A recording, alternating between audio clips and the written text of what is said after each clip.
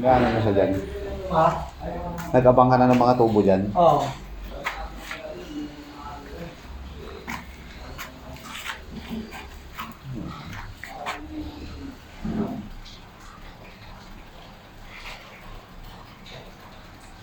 Saan mo pa dadaanan yung drain? Ng... Sa labas yan, sir. Doon sa labas. Pag ano na? Oo. Saan banda? Dito yung drain o doon? Ay, yung floor drain. Ay, Yung floor drain itong shower. Shower mo o Oh, dito? Dito. Para pag ganun yung test natin, sir. Pero may ano yan ha? May... Pakalo. Oh, medyo nakadrop. mababa. Oh, nakadrop to.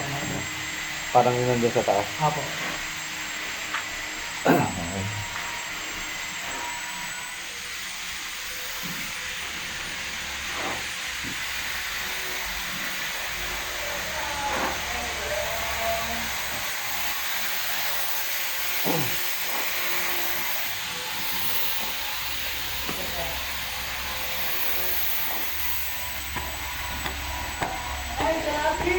Okay.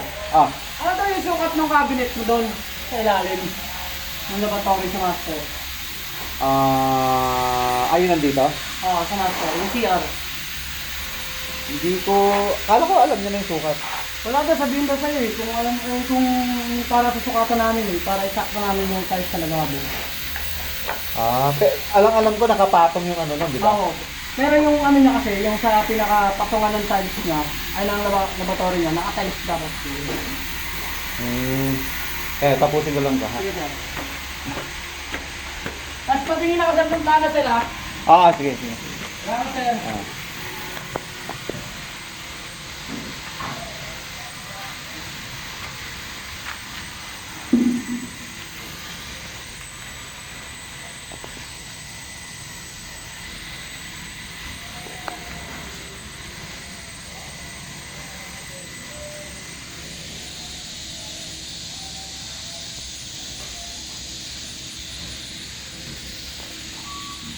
Nakikasa mo na yung ilaw?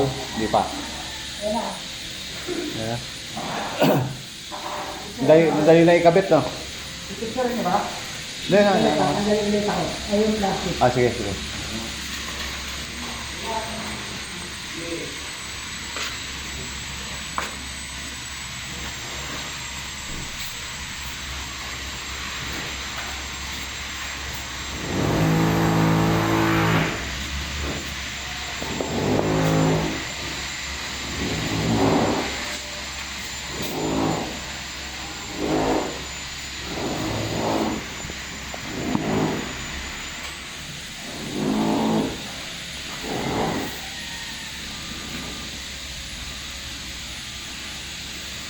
Maalog ba?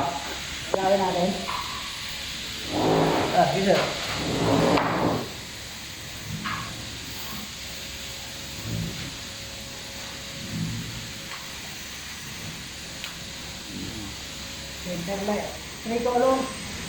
Tricolor ba yan?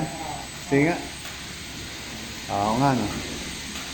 Pero maliit yung, para mahina yung ano, no? Yung wattage niya.